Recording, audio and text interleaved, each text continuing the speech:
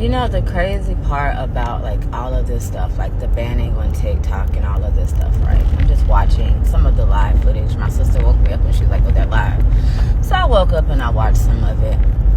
And I just see the railroad effect that America does.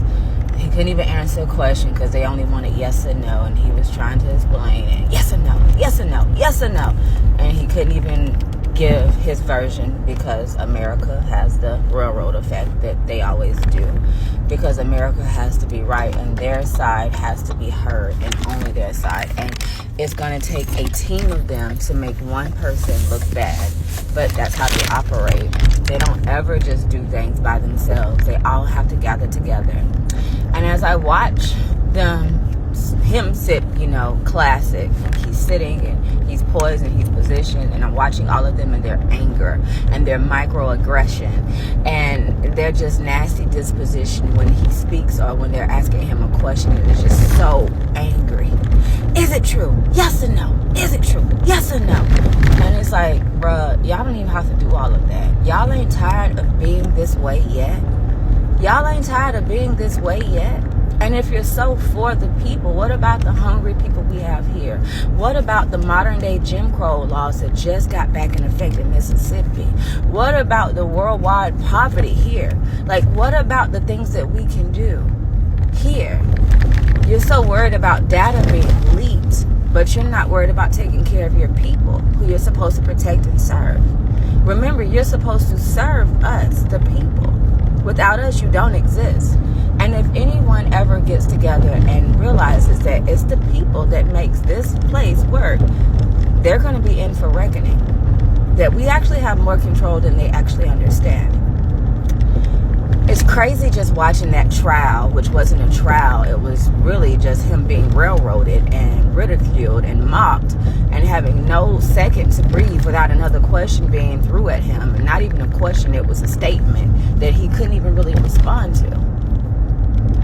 If every one of those Congress members gathered together to help us out of poverty, help us with student loan debt, help us with financial literacy, all of these things, America could be great again as they proclaim, But instead, they all gather together to team up against an app that they cannot control. It isn't the fact that TikTok is, searching for data and this and that, because let's be for real. They all use us. They're just mad because someone else is using us and they have no rights to it. They have no say-so over it. They can't buy their way out of it. So now they're trying to ban it altogether. It's supposed to be a democracy, but it's really a dictatorship. It's do as they say, or else we won't have funding. We won't have this. We won't have that. They're going to increase gas. They're going to increase electricity. They're going to raise the rates on mortgages and rent and make things astronomical so we can't reach them. America's never really been for the poor people. It's where the rich get richer. And I'm sorry that the public gets to see America in its finest. I'm sorry that the world gets to see the clownship that we have as America, and they get to see the court system that we have in America. It's a sad way to represent ourselves as a country. And I know some people are going to be like, go back to your country. Where?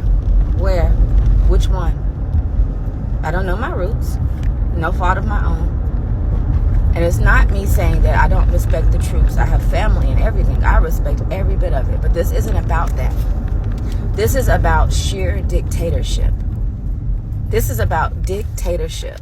And they're talking about Kim Jong-un, however you say his name, over there in North Korea. And they're talking about Putin when they do the same thing. They do the same thing. That they do. They control everything. They even want to control what we have as consumers on our phone, which we pay every month. And they're trying to bring up, it's not for kids, it's not for that. When we try to discipline our kids, you come and take them.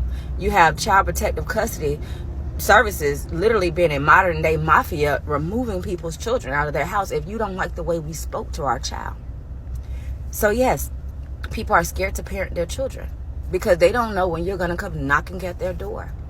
But you don't care to railroad a 10-year-old in a court and give him an adult sentence.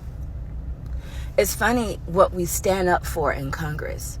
But we can't even stand up for the people in Congress. We can't even get along to pass a stimulus package to help your people out.